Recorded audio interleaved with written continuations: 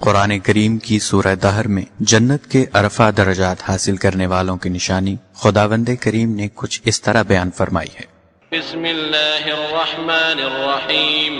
وَيُطْعِمُونَ الطَّعَامَ عَلَى حُبِّهِ مِسْكِينًا وَيَتِيمًا وَأَسِيرًا، اور باوجود کہ ان کو خود طعام کی خواہش اور حاجت ہے، فقیروں اور یتیموں اور قیدیوں کو کھلاتے ہیں۔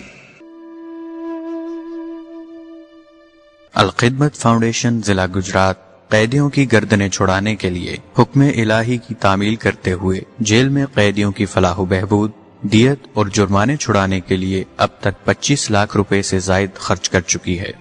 ایسے کئی قیدی جو محض چند ہزار روپے جرمانہ ادا نہ کر سکنے کی وجہ سے اب 30 سزا پوری ہونے کے باوجود پابند سلاسل تھے۔ الخدمت فاؤنڈیشن نے ایسے درجنوں قیدیوں کو دیت اور جرمانوں میں تعاون کر کے رہائی دلوائی۔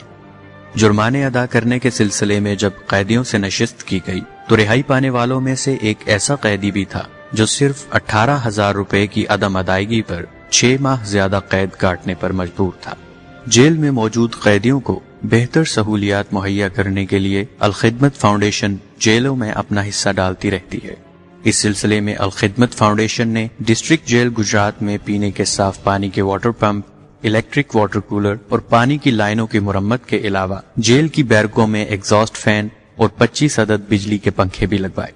علاوہ ازیں گجرات جیل میں قید 9 عمر بچوں کو ٹیلی ویژن اور انڈور گیمز بھی فراہم کی گئیں۔ الخدمت فاؤنڈیشن ضلع گجرات نے ڈسٹرکٹ جیل گجرات کے قیدیوں کو صاف ستھرا کھانا مہیا کرنے کے لیے جیل میں کچن کے قیام کو ضروری سمجھا اور اس کے پیش نظر 1.5 لاکھ روپے سے زائد رقم خرچ کر کے کچن کی تعمیر و مرمت کروائی۔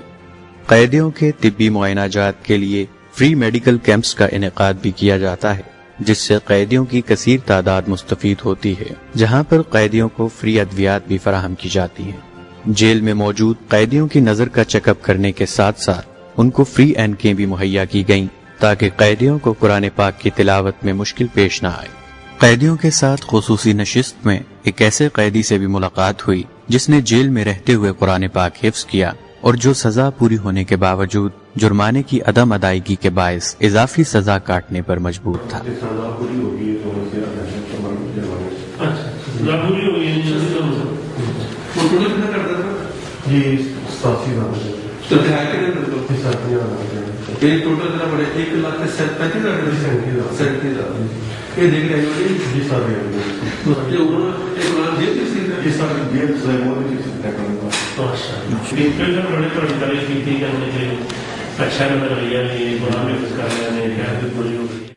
جیل میں موجود قیدیوں کی اخلاقی اصلاح اور تربیت کے لیے الخدمت فاؤنڈیشن نے قرآن و سنت کی روشنی میں درس پروگرام کا اہتمام کیا، جبکہ مستقل بنیادوں پر جیل میں ایک نمائندہ مقرر کیا گیا ہے جو موجودہ قیدیوں کو تعلیمی اور اخلاقی اقدار کے بارے میں درس دیتا ہے۔ اس سلسلے میں جیل میں لائبریری کا قیام بھی عمل میں لایا جا چکا ہے، جس سے اخلاقی اور تعلیمی اصلاح کا مواد قیدیوں کو ملتا ہے۔ جب جیل عدالت میں کوئی مسئلہ بنا، چاہے وہ اسیران کی رہائی ہو، اسیران کے لیے ادویات کی فراہمی ہو یا موسمی طریقے تبدل کے لیے انتظام کرنا ہو، الخدمت فاؤنڈیشن نے ہمیشہ بہت کام کیا ہے اور میرے اللہ سے دعا ہے کہ اللہ تعالیٰ الخدمت فاؤنڈیشن کو اسی طرح دل جمعی سے اور محنت سے کام کرنے کی توفیق عطا فرمائے، اور جس قدر خلوص کے ساتھ یہ کام کرتے ہیں اللہ تعالیٰ اس خلوص کو قبول فرمائے اور اس خلوص پر مزید عطا فرمائے۔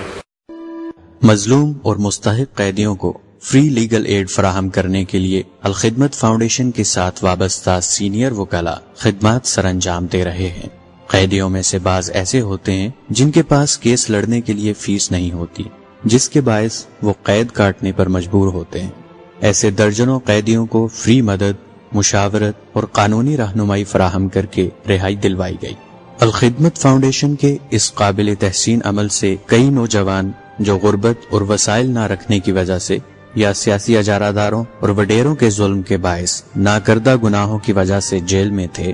اور بعض تو ایسے کہ جن کا کیس سیاسی دباؤ کی وجہ سے کوئی وکیل لینے کو تیار نہ تھا، ایسے بہت سارے نوجوانوں کو الخدمت فاؤنڈیشن کے ساتھ وابستہ سینئر وکلاء نے پہلی پیشی پر ہی رہائی دلوا کر ان کے خاندانوں کو خوشیاں دی۔